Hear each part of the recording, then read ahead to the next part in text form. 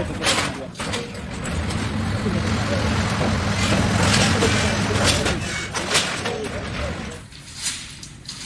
you can rush through this process, but best practice is to go nice and slow, stay in unison to be a safe trade.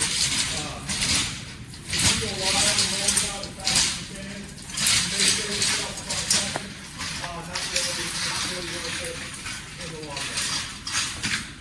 So this roll was obviously pre-produced, so we were saying hopefully we end up with openings lined up where they need to be. If not, I will be thoroughly embarrassed.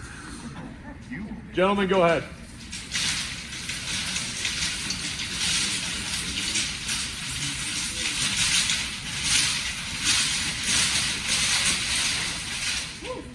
Go.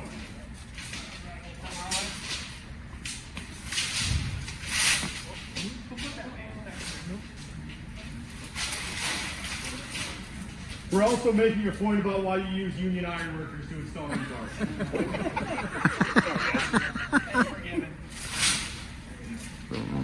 Dang, it would have worked if this on slow down.